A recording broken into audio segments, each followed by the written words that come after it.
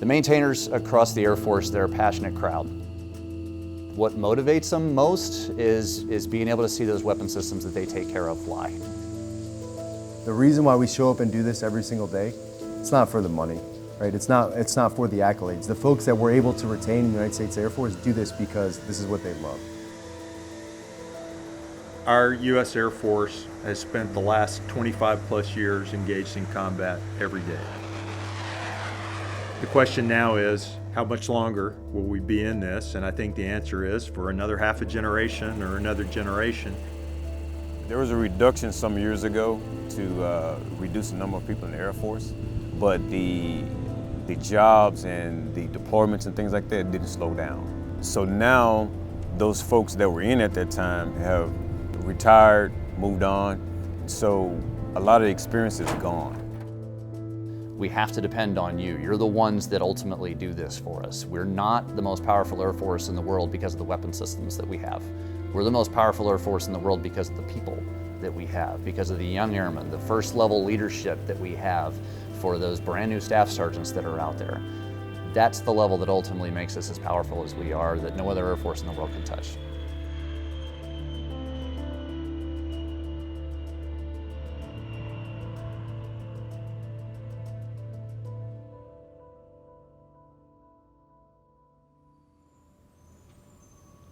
I'm Staff Sergeant Jonathan Ray Dantuma. I work here at Travis Air Force Base. I'm a 2 Alpha 6X6, which is aircraft, electrical, and environmental. We can work on all airframes except for F-22s and F-35s. I was a barber for about 5 years, and before that I was a music school dropout. I joined the Air Force in 2009. I had worked in the Detroit area and General Motors had filed for bankruptcy and there was no money to be made in the city. And I saw one of those Air Force signs where it was like, go into the blue, and I was like, that's a great idea. And I went to my recruiter from the nearest one I could find on Google Maps, and I was like, let's do this. He's like, how long have you been thinking about it? I'm like, the last 10 minutes. I'm ready to join. And 2 weeks later, I was in basic. We're gonna be going up and down a lot. We're gonna be climbing around a lot. We're gonna be getting a lot of good training. Our job isn't very, there's nothing very sexy about it. If people don't know what's wrong with a certain system or if they're not sure who works it, we end up working it.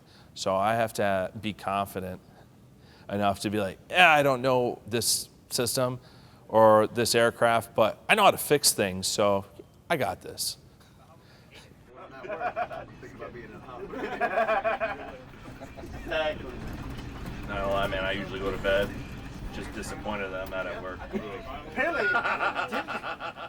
These guys that come in, they have this certain expectation of what they're looking for, and they realize, man, maybe this isn't what I wanted. I don't know if I can tolerate this type of workload consistently. I know for myself, the first 2 years I was in the Air Force, that's how long it took me to get to a point where I felt like I understood my job. And until then, I honestly did not enjoy what I did. And there was a moment where I realized I know my job and it's fun now. We were 4,000 active duty maintainers short 2 years ago. 4,000 vacancies in the flight lines and the shops. As of December, we have closed that gap to 0. So the problem over the past few years is that we've got very young aircraft maintainers, and we don't have the experience level needed to get those young aircraft maintainers up to experienced aircraft maintainers or professional, super professionals, guys that can go out to the airplane, work on it, fix it, no problems, come back and do it again. So what we have is we have an abundance of young, inexperienced maintainers with a shortage of trainers. So with the brand new airmen that we're getting, it's great that we're getting those bodies.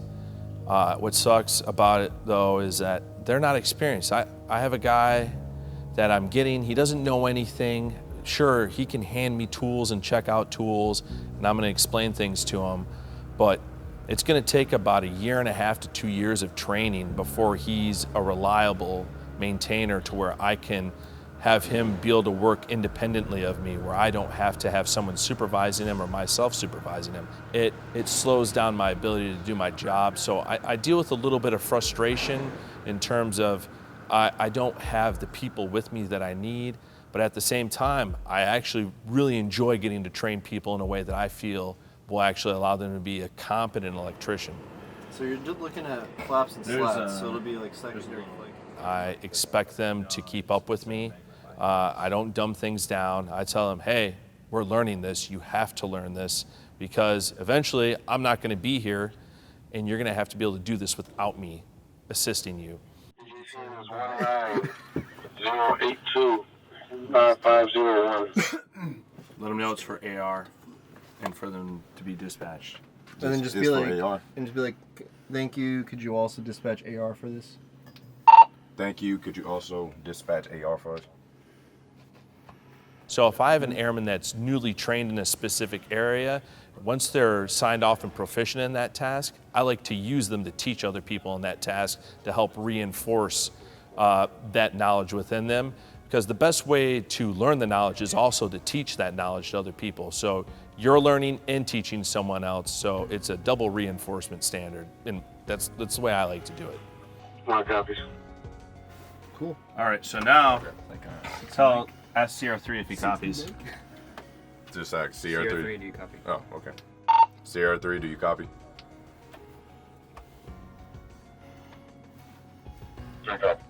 Hell yeah, see? It's kind of a tough love relationship where I'm gonna make sure that they succeed, and I'm gonna put them in situations where they are challenged, where it's gonna be difficult. But at the same time, if it gets to a point where it's beyond their capabilities, I'm gonna help them understand a more efficient way to do it than what they think might be the most efficient way. And the airmen that I have trained, they've turned out into really well-rounded electricians. I feel like the way that I do things works, and they're my guys. I love my guys. I would do anything for any of them. So having a not maintenance-ready force would put the United States at a huge strategic disadvantage. But luckily, just the hard work of maintainers and just having them being there day in and day out, getting things done, that's never going to happen. We're never going to be put in that position because they know how to hold the line. There are a lot of challenges that face the sustainment of these weapon systems out there, and the solutions are going to come from the collective of the entire Air Force, honestly. It's going to come from the depot maintainer that's on the line. It's going to come from the brand new 3-level that asks, why do we do this a particular way, and maybe bring some new idea to how we can handle this job that we do a little bit differently than we have in the past. Those new airmen that we've just brought in, make sure that we're investing in them as a part of the organization, to get them to want to stay as a part of the organization. Not just to train them and get them to be fully qualified and then burn them out by using them day to day, but finding a way to be able to invest in them and their positive psychology so that we can get them to have a matter of quality of service, that they want to stay as a part of this organization because it's something they could never get on the outside.